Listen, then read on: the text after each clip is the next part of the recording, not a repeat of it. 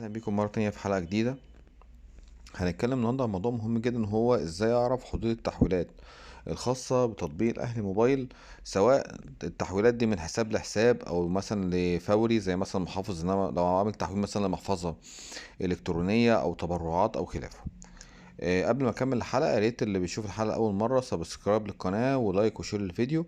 اما متابعين وحبايبي الموجودين عندي على القناة، يا ريت لايك وشير للفيديو. جات لي اسئله كتير جدا عندي على القناه، ان انا ازاي اعرف مثلا انا حولت حدود التحويل بتاعتي قد ايه. يعني مثلا في كذا شريحه للناس، اللي هو مثلا البنك الاهلي مؤخرا قسم الناس لشرايح. اللي رصيده اقل من 500 الف يبقى عميل سيلفر، من 500 لمليون ونص بيبقى في حاجه اسمها عميل جولد، وفي بعد كده من فوق مليون ونص بيتم ترتيب شرايح كبار عملاء، من اول البلاتينم او كبار العملاء، زائد في حاجه اسمها بلاتينم اليت، وفي حاجه اسمها بلاتينم. في كذا شرايح للبلاتينم، تمام كده، لكبار العملاء. فطبعا كل شريحه من دول الاهل النت لما بتيجي تعمل اشتراك بيبقى ليها حدود معينه، بيبقى ليها حدود معينه. طبعا اقلهم السيلفر، اللي هم العميل اللي اقل من 500 الف، من 500 مليون ونص يبقى ليه حد معين، وهكذا. طيب ازاي انا اعرف انا على انهي حد؟ وازاي اعرف طبعا حدود ايه دي احنا هنعرفها النهارده عملي من خلال التطبيق ذات نفسه، ان انا اخش على التطبيق بايدي واعرف انا حد قد ايه، سواء لو عايز اعمل تبرع الحد الاقصى بتاعي قد ايه، وانا كمان استهلكت قد ايه من الحدود بتاعتي، حدود التحويلات بتاعتي، وفاضل لي قد ايه، سواء الحد ده سواء شهري او خلاف شهري. تمام كده. طيب تعال نخش مع بعض كده على التطبيق.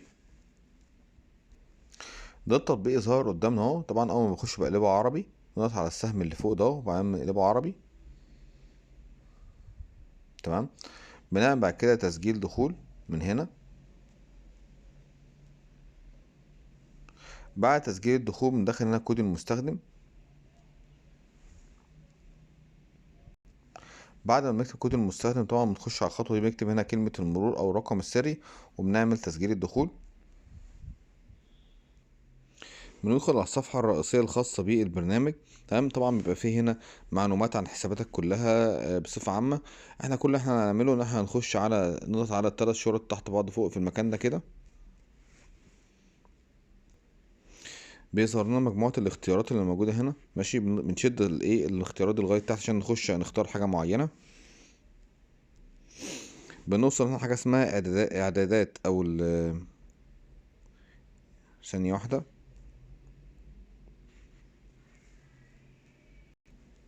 اعدادات الحسابات، بنختار هنا اعدادات الحسابات اللي هو الاختيار ده كده،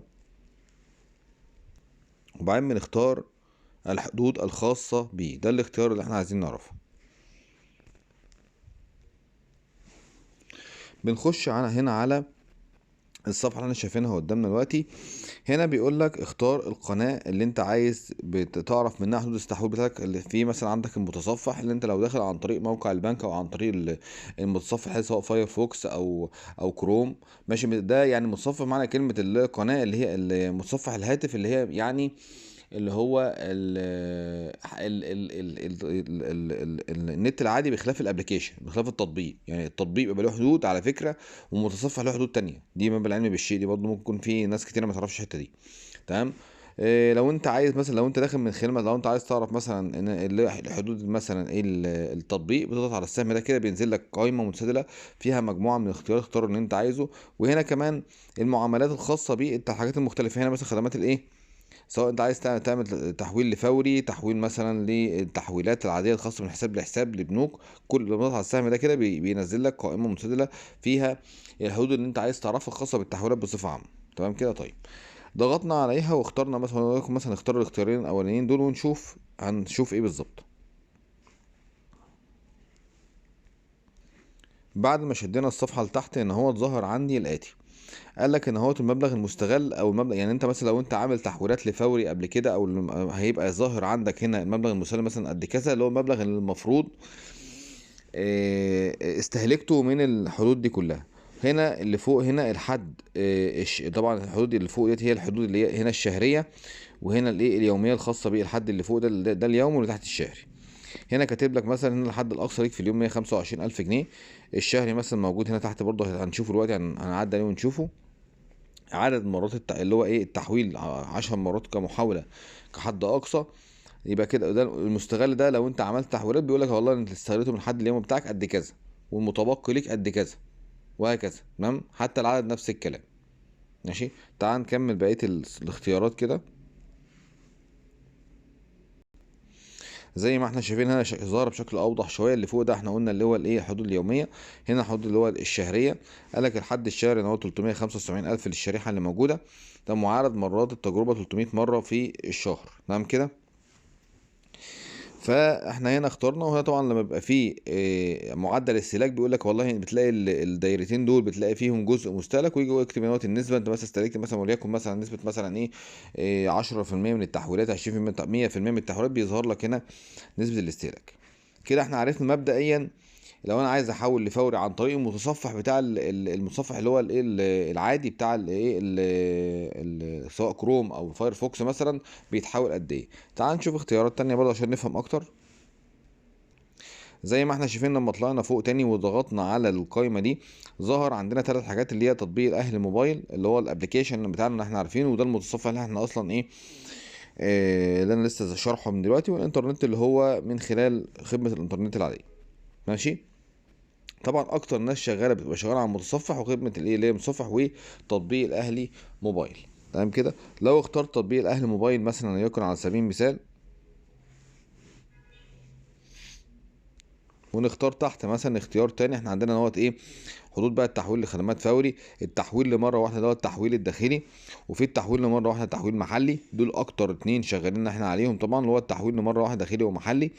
التبرعات اخرك فيها قد ايه، التحويل الداخلي ده اخرك فيه قد ايه. كل بتختار اللي انت عايزه، ولما بتختار بتنزل تحت بيظهر لك الاختيارات زي ما احنا شايفينها كده، زي ما احنا شرحناها قبل كده. تعال برضو نشوف مثل عملي كده للتطبيق موجود دلوقتي.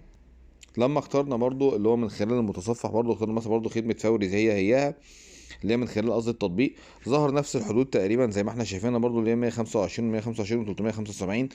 ده طبعا احنا قلنا ده في اللي فوق ده في في المعدل في اليوم، وده المعدل في الشهر اللي احنا متعودين ان احنا نشوفه.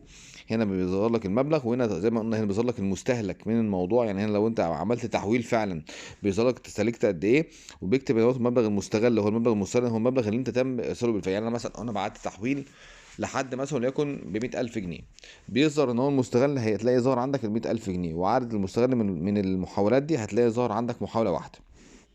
وهتلاقي برضو ناس ظهر عندك نفس الكلام من الحد اليومي.